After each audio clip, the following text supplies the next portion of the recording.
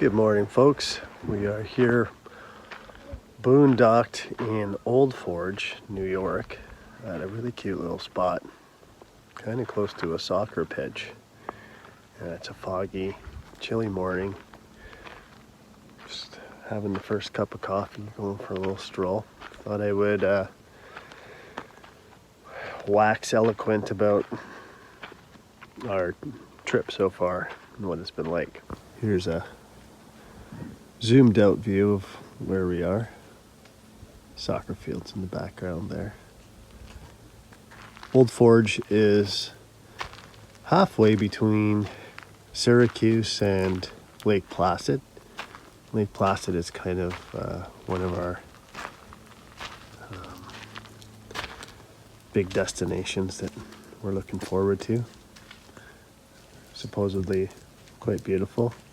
Has some Olympic history to it as well, so we're really looking forward to getting there shortly. But the trip has been largely so far following the Erie Canal system, which is quite a story. In a nutshell, a hand-dug canal that was created in the early 1800s for transport. The roads were horrible. People wanted to transport goods around. They didn't have a way to do it without contending with the awful roads and highwaymen, thievery, and all sorts of chicanery. So a few businessmen had this idea to create a canal. No machinery. They hand dug this canal all the way from Buffalo to Albany over the course of around a decade. 3,000 men working on it, from what I've read. Lots of them were Irish immigrants, getting paid $12 a month. So quite the story. Search Erie Canal history on YouTube to hear the story of that. So our trips are generally pretty unplanned. We just kind of stick our finger up in the wind and decide where to go. And this time around, we knew we wanted to go to Lake Placid and maybe come back in through Quebec and Ottawa to see some family. So that gave us sort of an idea of where to start planning. But other than that, it just kind of came together. We decided to head to Port Colborne the first night, and then found a place to camp by the oh, there's some bear poop. Interesting. Lots of bear and deer around here. Actually, we saw a few deer just walking down the main street last night. A mom and a couple of calves. It was really something. It's a wild place. So we crossed over at Buffalo and started heading up this canal town trail, following the towns that boomed up around the canal. And there's certainly a culture about them. The people were super friendly, down to earth. There's a lot of water running through these towns with the canal there, so it has that feel to it. And just met great people. That's one of the things I love about these trips, is just meeting people from different places with different philosophies and different ways of life, and telling them about our journey. They're always interested. Everyone gets a kick out of our old Dolphin RV. And but mostly it's just like hitting the reset in a way. It's like hitting the reset because, don't have constant internet. The phone's not always going off. You're kind of absorbed in the new surroundings, so pulls you into the moment a lot more than everyday life. And then the planning, where are we going to stay tonight? We never know. Like, we found this place, rolled into Old Forge, hit one of the pubs, started chatting people up, where do you think we could park without getting into too much crap for the night? Oh, head on down to the soccer pitch, Hildebrand Sports Fields or something like that. So here we are. That's kind of how we do it, and that's fun. I think in a relationship, just being in a place where you're a little bit scared sometimes brings you back to when you were first getting to know each other, and everyone wasn't sure what was going to happen. So there's that too. And then just the simplification of things. You don't have power. It's one of these units. Our unit's pretty simple. It's 20 feet long. So it'll fit in a regular camping spot, which is key if you want to go downtown to investigate some of the villages and things that you're going through. But it's simple. It doesn't have, we don't carry a generator. We have a little bit of battery power. We charge things up as we drive, but bikes are on the back. We do have some propane heaters that we can kick on if it gets cold. My buddy heaters, they're great. Scrub and get clean in the shower stall with bucket baths, because we don't carry a lot of water on board. That's extremely heavy to carry water, and when you're dealing with a small unit like that, which has just a small V6, adding 1,000 pounds of water, and you're carrying it no matter what. After you used it, it goes into the gray water tank, so you're always carrying it. So we try to carry about 5-10 gallons of water max, and just are careful with our water use. So bucket baths it is.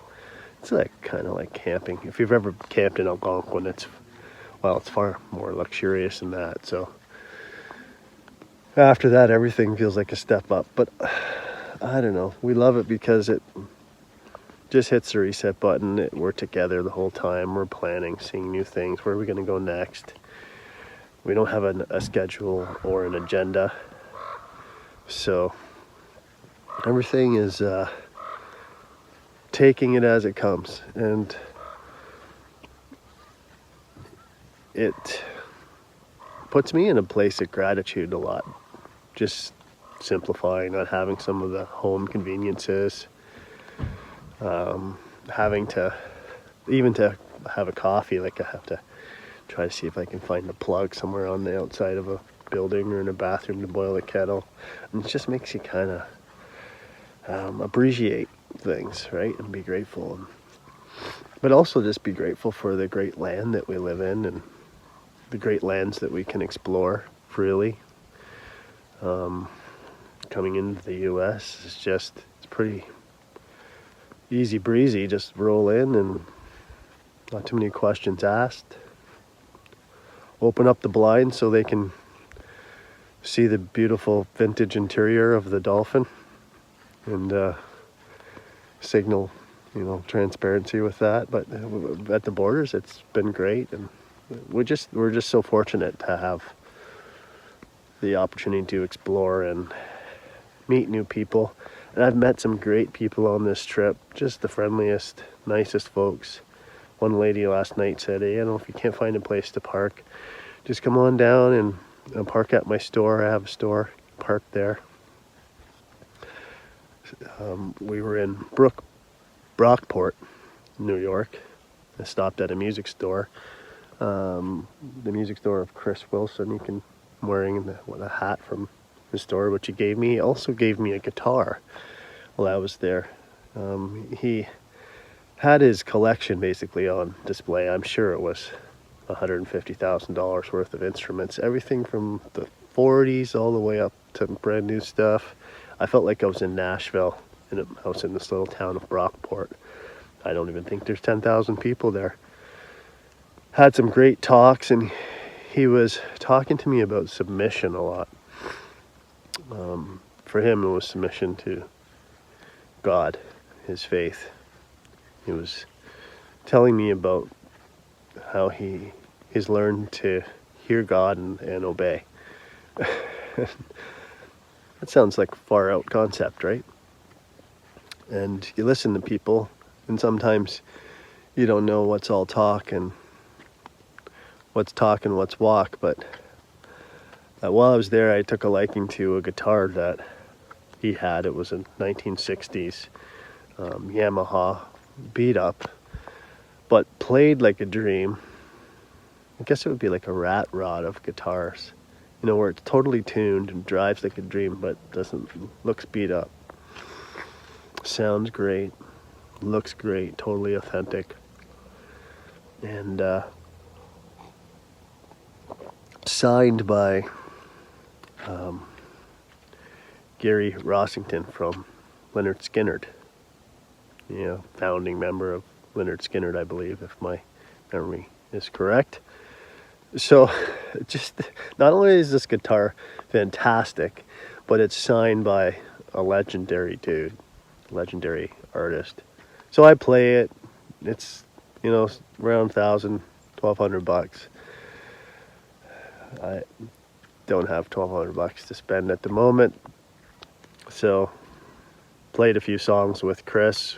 Actually, I threw one of them up on my Instagram page and my YouTube channel. You can check that out. Evan Champagne Music on Instagram and also on YouTube. And you'll hear, excuse me, coffee burp.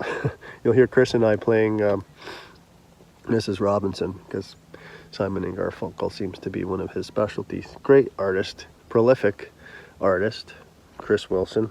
Check him out too, Chris Wilson Music. I don't know, 10 albums.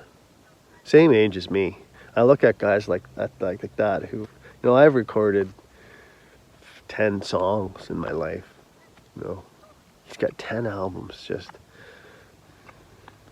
fantastic. Just a guy who's been very productive with recording and had a good understanding of tech. So anyways, I digress.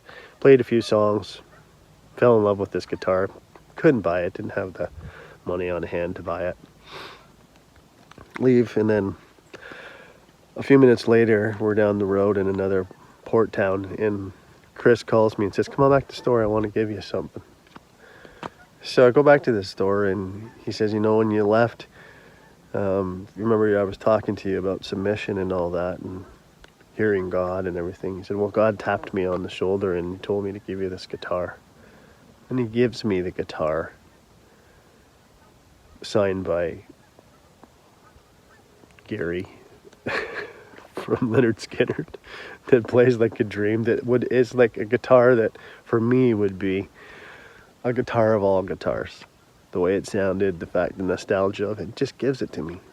I said, man, I can't take this guitar. I can't, man. He said, well, I can't not give it to you. I know I was told to give it to you. You got to take it. What do you say?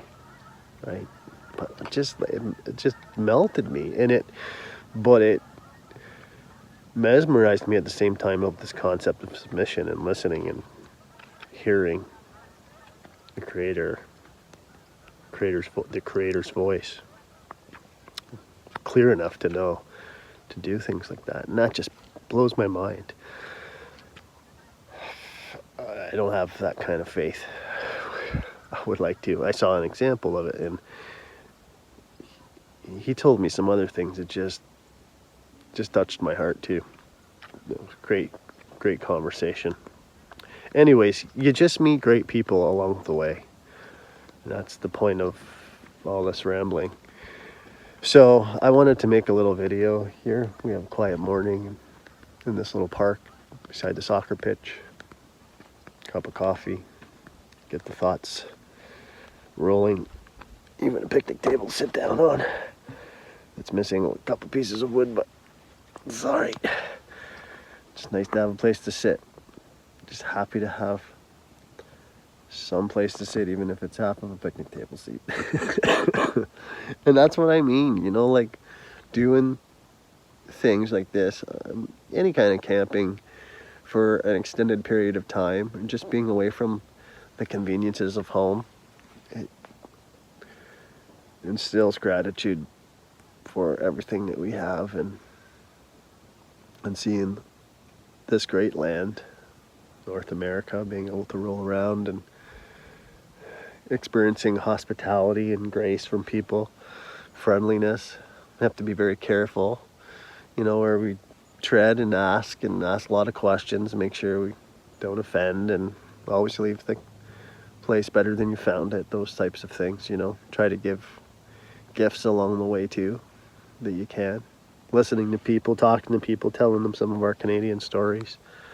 So, I don't know, I just felt like I wanted to drop a little video and talk about that, and talk about some of the amazing things that have happened.